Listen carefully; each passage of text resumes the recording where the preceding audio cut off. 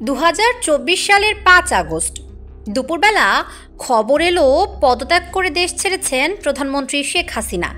যে কোনো সময় দেশবাসীর উদ্দেশ্যে ভাষণ দেবেন সেনাপ্রধান জেনারেল ওয়াকারুজ্জামান। তখনই বয়স্ক মানুষের মনে পড়ছিল পুরনো দিনের কথা।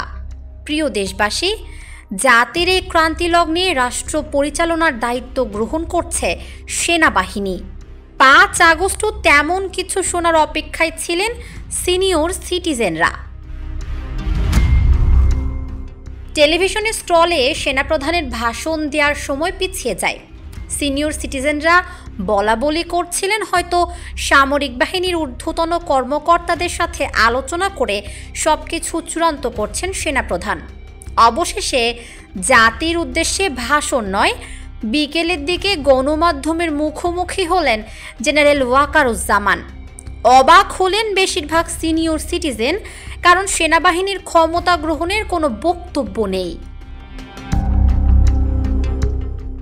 না, সেনাবাহিনী ক্ষমতা গ্রহণ, সামরিক আইন জারি কিংবা জরুরি অবস্থা জারির কোনো ঘোষণা দেননি সেনাপ্রধান জেনারেল ওয়াকারুজ্জামান। হাঁটলেন গণতান্ত্রিক পথে, বললেন রাজনীতিবিদরা মিলেই ঠিক করবে পরবর্তী সরকার গঠনের জন্য নির্বাচনের আগে পর্যন্ত অন্তর্বর্তীকালীন সরকার।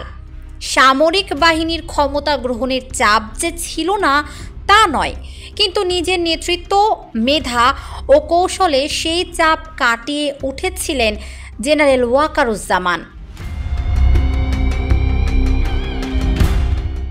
এরপরও দেশে তখন উন্মাতাল অবস্থা। বিভিন্ন স্থানে আওয়ামী লীগ নেতাদের বাড়ি অফিসে চলছে ভাঙচুর, অগ্নিসংযোগ। সেই মুহূর্তে আওয়ামী লীগের কোনো নেতা কিংবা তাদের সহযোগীদের কাছে পেলে ছিঁড়ে ফেলবে উন্মত্ত জনতা। সেটি আজ পেয়ে জেনারেল ওয়াকার ক্যান্টনমেন্টে আশ্রয় দেন 6 শতাধিক মানুষকে, সামাল দেন এক মহা বিপর্যয়। এই বিপর্যয় সামাল দেয়াকে ভালোভাবে নেয়নি কিছু স্বার্থান্বেষী মানুষ। তারা চেয়েছিল চরম অরাজকতায় ছেয়ে যাক বাংলাদেশ। দেশের বাইরে থেকে সেনা প্রধানের বিরুদ্ধে নানা রকম উস্কানি দিচ্ছিলেন তারা। এমনকি সেনাবাহিনীতেও বিভক্তি সৃষ্টির চেষ্টা চালায় এই স্বার্থান্বেষী মহল, যেন দেশে গৃহযুদ্ধ লেগে যায়। ঠান্ডা মাথায় সেই পরিস্থিতিও সামাল দেন সেনাপ্রধান জেনারেল ওয়াকারুজ্জামান। আওয়ামী লীগ সরকারের আমলে সেনাবাহিনীর যেসব কর্মকর্তা বড় ধরনের দুর্নীতির সাথে জড়িত বলে অভিযোগ ওঠে, তাদেরকেও বিচারের মুখোমুখি করতে পিছপা হননি সেনাপ্রধান। অভিযুক্তদের কারো কারো নামে মামলা হয়েছে, কয়েকজনকে গ্রেপ্তারও করা হয়েছে।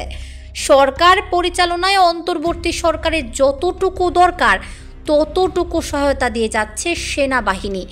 নিজে কখনো ক্ষমতায় জড়াবেন না, এ কথাও বারবার বলেছেন জেনারেল ওয়াকারুজ্জামান। আজ যাদের বয়স 50-এর কাছাকাছি, 90-এর গণ অভ্যুত্থান তাদের বেশ ভালোভাবে মনে থাকার কথা। সেই অভ্যুত্থানে মহাশক্তিধর রাষ্ট্রপতি জেনারেল হোসেন মোহাম্মদ এরশাদ পদত্যাগ করতে বাধ্য হন।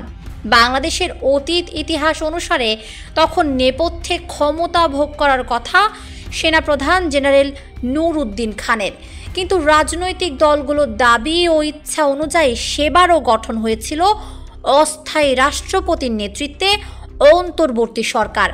সেবারও ঠান্ডা মাথায় সব কিছু সামাল দিয়েছিলেন জেনারেল নূর উদ্দিন খান। সেই ঘটনার 2 যুগ পর তাকে অনুসরণ করেছেন বর্তমান সেনাপ্রধান জেনারেল ওয়াকারুজ্জামান। সরকার পরিচালনা রাজনীতিবিদদের কাজ, সেটি সবসময় বলে আসছেন। পাশাপাশি নিজের উপর অর্পিত দায়িত্ব পালনে দৃঢ়ভাবে সব কিছু সামলাচ্ছেন তিনি।